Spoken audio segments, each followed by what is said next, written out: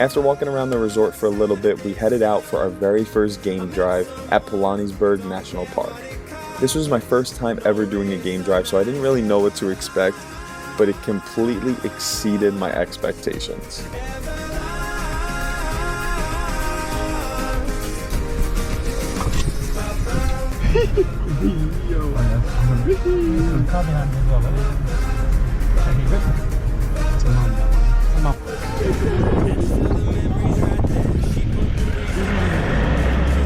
Seeing animals in their natural environment was just something else.